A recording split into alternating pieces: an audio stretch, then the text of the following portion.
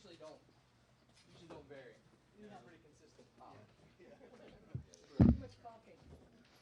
All right, everyone, we will get started with our media availability from today's qualifying. We are joined by our Busch Pole Award winner, Kevin Harvick, driver of the number 4 Busch Beer Gen X Ford. We will open up to questions for Kevin. Please raise your hand, and we will get a wireless mic to you.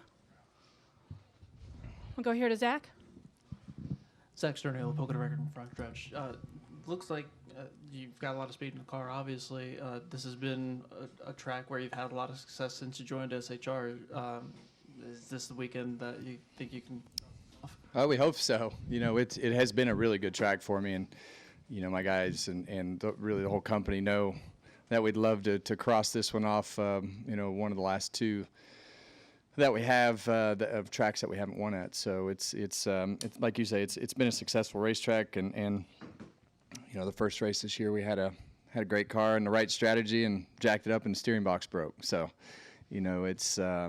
it's just kind of been one thing after another like that, and tomorrow it's going to take a fast car, but it's going to take everything falling your way so that you can get the strategy right. So it's restarts and pit strategy and all the normal Pocono things that you have to battle are still going to be the things that you have to overcome. But track position and starting up front would be obviously nice to have. Additional questions for Kevin? Oh, go ahead, Zach. Go ahead, Scott. Scott Walsh from the Scranton Times-Tribune. Kevin, when you were here this morning, you talked a little bit how, even though you hadn't won here, just constantly putting yourself in position, sooner or later you're going to kind of break those. Obviously, is this a case, winning the pole, that you're in position to possibly break that hex? That's the best way to break those win streaks, or whatever the streak is, or whatever you're doing on a daily basis, is to consistently try to do it right.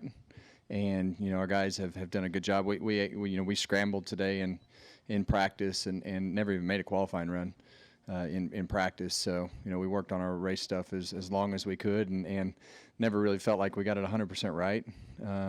We weren't bad, but I think as you look at that, our car was pretty good after about lap 6, and I think as you get into the race tomorrow, there's going to be a lot of two-tire strategy, a lot of green flag strategy. There's going to be a lot of unique times that you pit.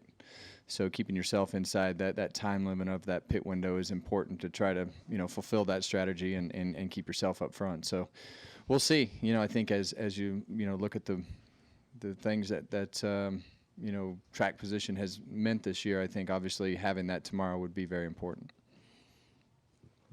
Go to Jim and then Zach again, and then Bob. Jim Hunter, Motorsport.com. Most people seem to have kind of ventured away from the PJ1 so far this weekend. Do you suspect that you guys will gravitate, or it'll see people gravitate more towards it during the course of the race tomorrow? Well, watching the truck race, I think it looked like it was pretty good in turn 2, and Kyle made some passes on the outside without it last time, so I got to believe that with the trucks running through it some, and us on the restarts 2 or 3 laps, and lap cars being on the inside and us having to go to the outside, it's going to get run in some.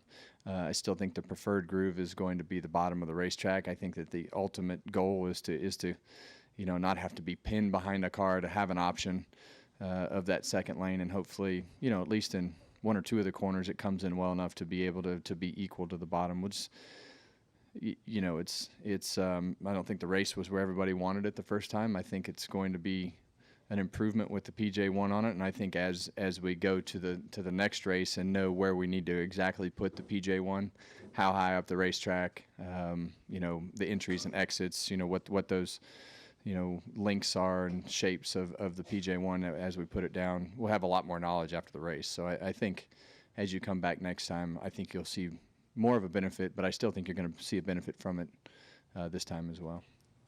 Go to Zach, then Bob. I have 2 other ones. So first, along those same lines, are you expecting tomorrow's race to look any differently from what we saw in June? I think it'll look different, and I think at some point you're going to have more options. It's just going to take enough people running up there to have it come in enough to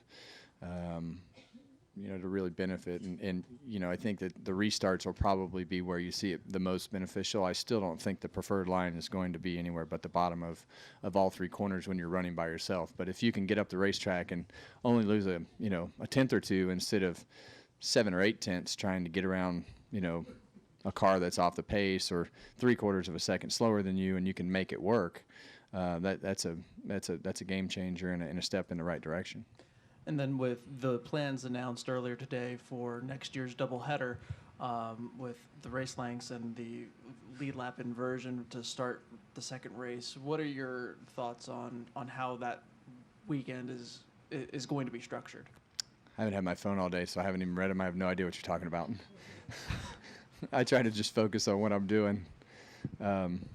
So yeah, I haven't read them yet. I'm sorry about that. Go to Bob.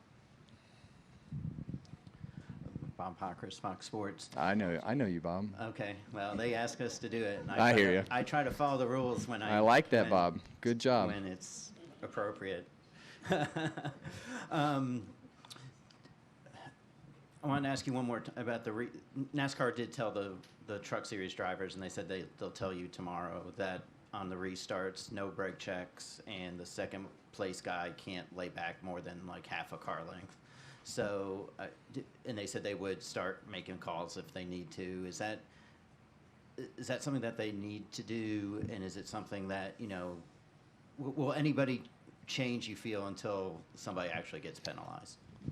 Well, usually when they start talking like that, somebody's going to get penalized. So, I think for us, for me personally, I just try to control.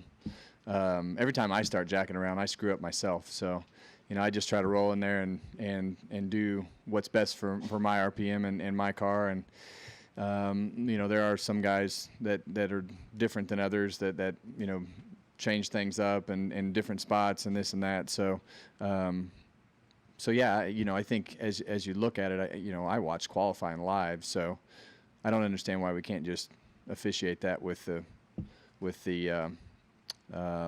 whatever it's called, the telemetry system. What's SMT? I don't know why you couldn't just officiate it from SMT, but maybe the pace car runs a certain mile an hour, and you're supposed to be, within range, whatever that range is of that pace car speed. So that's why I thought that was always the rule. So I think it should be relatively easy from SMT. Do we have any final questions for Kevin? All right. Well, thanks for joining us again, and good luck tomorrow. Appreciate it.